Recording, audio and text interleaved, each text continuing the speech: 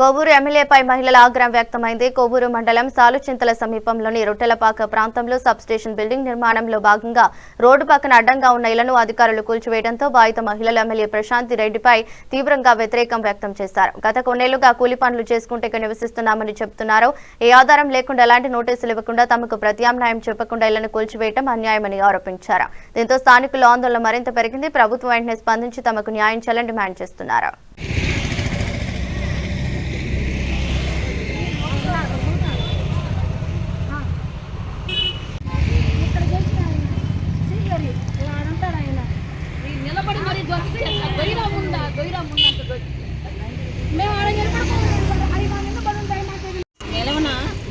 Sir వాళ్ళు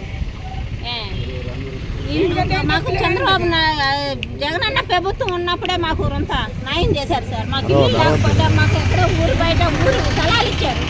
స్థలాలు ఇస్తే అక్కడ కట్టుకునేదానికి కూడా మాకు అక్కడ స్తోమత లేక ఏదో వాళ్ళు ఇచ్చిన దాంట్లోనే మేము ఏదో 50 ఏళ్ళ నుంచి ఉంటుంది. మా పిల్లకాయలు మేము ఏదో బతుకుతా ఉండేది. మేము పూలు చేసుకొని అప్పుడు తెచ్చుకొని తినేవాళ్ళం. అయితే ఈ ప్రభుత్వం వీళ్ళు గెలిచిన దాకా ప్రభుత్వంలో ఉండి ఆమె ప్రశాంత్ రెడ్డి మేడం గెలిచిన దానివల్ల ఆమె గెలిచిన దాకా లేపకుండా ఆయన గెలిచిన తర్వాత మా ఇల్లులు పగలు కొట్టించేసింది సార్. దేనికైనా కూడా కనీసం వచ్చి ఏమ్మా మిమ్మల్ని ఎక్కడంటే మేము ఇల్లులు పగలు కొట్టేస్తున్నాము, ఏంటి మీరు మీ జీవాత్రం లోకల్ నాయకుల దగ్గర పోలా మీరు లోకల్ నాయకుల దగ్గర అందరి కాడ ప్రతి ఒక్కరి కాడికి పోయాము సార్. ప్రతి ఒక్కరికి ఎవరు కూడా మాకు నాయకులు ఈడ తెలుగుదేశం పక్కన నిలబడిన ప్రతి ఒక్క నాయకులు మాకు ఎవరు మాకు సాయం చేయలేదు.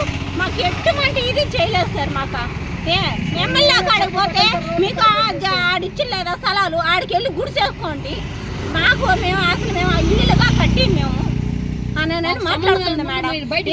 మీరు ముందు మీరు ఆడ ఇల్లు ఖాళీ చేసేసి వెళ్ళిపోండి అని అంటున్నారు. అదేమనంటే ఇప్పుడు ఎక్కనంటే మేము దోసేసి మమ్మల్ని రోడ్లు వేసారు. మాకు మీ ఛానల్ వల్లైనా సరే మాకు ఏదైనా సరే సార్ మాకు న్యాయం చేసేటట్టు చూడండి సార్.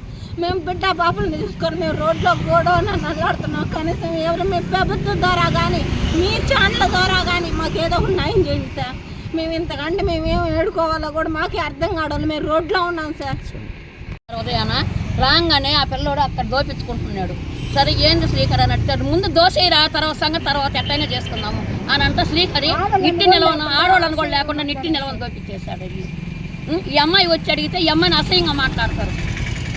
మేము దోపిచ్చేసాము మీరు అడిగేదానికి లేదు అంటే ఇంతమంది ఉన్నారు ప్రభుత్వంలో, నువ్వెక్కడో ఎందుకు వస్తున్నావు, నీకేమన్నా నువ్వు అంతా ఇంత తీసుకొని ఉండవా, ఎమ్మెల్యే చూస్తే మా కాడికి రావడంలా, ఎమ్మెల్యే కాడికి పోతే ముందు బయటికి పోయిన మాట్లాడన్నా అంటుంది. మేము గెలిపించింది ఎందుకు నిన్ను, మేము గెలిపించి మీ ఎమ్మెల్యేకి మా కష్టం మీకు చెప్పుకున్నందుకు మీరు మమ్మల్ని బయటకు వెళ్ళిపోండి అంటున్నారు. ఇంటి ముందరకు పోతే కనీసం బయటికి పోయి మాట్లాడండి. మేమేం సాయం చెయ్యం మేమేం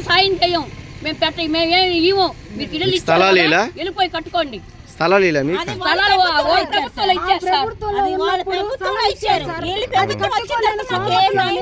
ఇన్ని సంవత్సరాల నుంచి మేము ఇక్కడే ఉన్నాం. కనీసం నాకు భర్త చచ్చిపోయింది అప్పుడే నేను కాళ్ళు గట్ట పట్టుకున్నాను. నాకు ఎవరు లేరు నాయన, మా ఇల్లు తీయొద్దు నాయన, మా ఇల్లు తీయొద్దు నాయన, ఉండేది నేను ఒక్కదాన్ని, నాకు ఎవరు లేరు అని అంటే నిట్టి నిలవన ఇల్లు మా ఇల్లు నిలవని దోపించేస్తాడు సార్. ఈ 2 ఇళ్ళు నీకు అవసరం సార్?